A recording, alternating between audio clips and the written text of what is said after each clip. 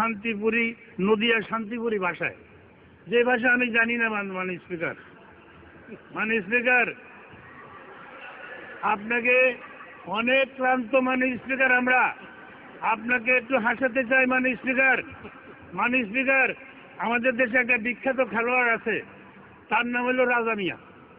রাজা মিয়া যখন মাঠে নামে তখন দুটো গোলকিপার রেডি থাকে, যে রাজা মিয়ার হেড কোন দিকে যাবে দুটো গোলই কেউ জানতে পারে না, কোন দিকে, কি তার পক্ষে যাবে না তার বিপক্ষে যাবে, এটা রাজা মিয়া জানে না।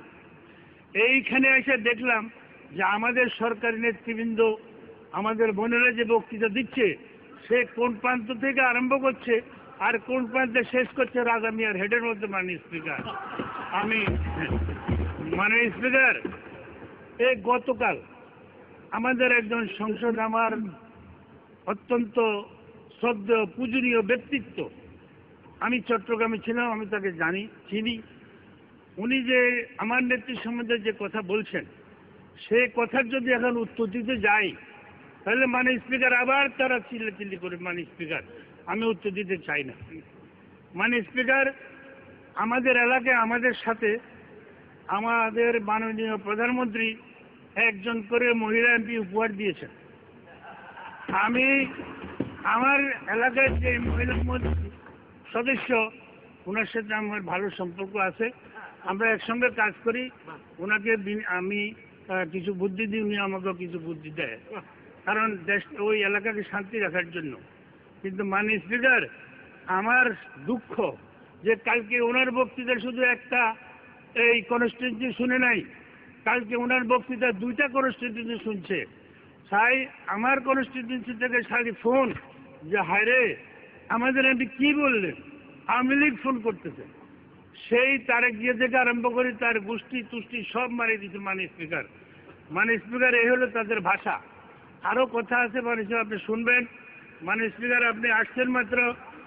স্পিকার আজ এমন এক সময় বাজেটের উপর আলোচনার জন্য সংসদে দাঁড়িয়েছি যখন দেশে বাকশালী শাসন চলছে, মানুষের জানমালের কোনো নিরাপত্তা নেই, মত প্রকাশের অধিকার নেই, প্রতিনিয়ত মানুষ খুন হচ্ছে, গুম হচ্ছে, প্রকাশ্য পাখির মতো গুলি করে মানুষ হত্যা করছে, মিথ্যে অভিযোগ দিয়ে বিরোধী দলীয় জাতীয় নেতৃবৃন্দের বিরুদ্ধে মামলা দিয়ে হয়রানি করা হচ্ছে, গ্রেপ্তার করে জেলে রাখা হচ্ছে, সম্মানিতদের সম্মান ক্ষুণ্ণ করা হচ্ছে।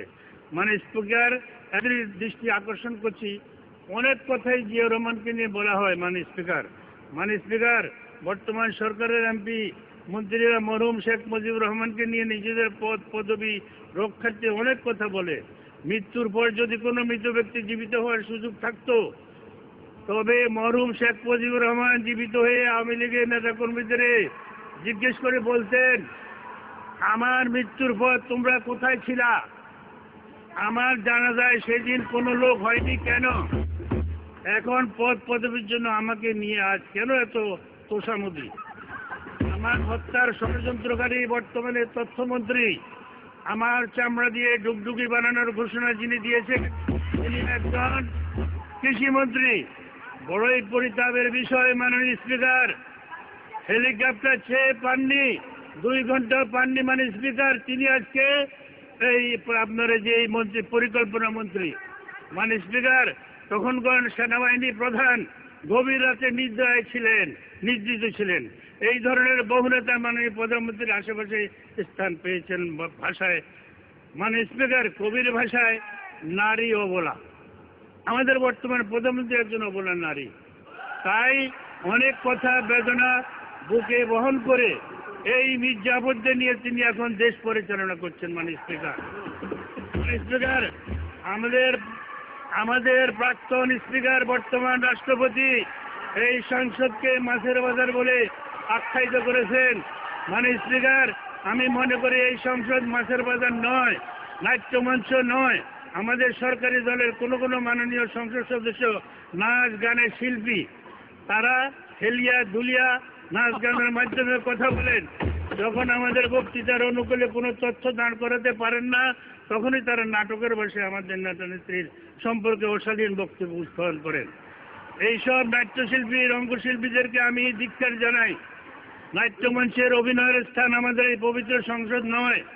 অনেক অভিনেত্রী যাদের ব্যক্তিগত চরিত্র সম্পর্কে আমি কথা বলতে চাই না, এই সকল সংসদ সদস্যদের অপবিত্র মুখে শহীদ রাষ্ট্রপতি জিয়াউর রহমানের নাম উচ্চারণ করাও উচিত না। মাননীয় স্পিকার, আয়নাতে নিজের চেহারা তাকিয়ে দেখুন আপনি কে।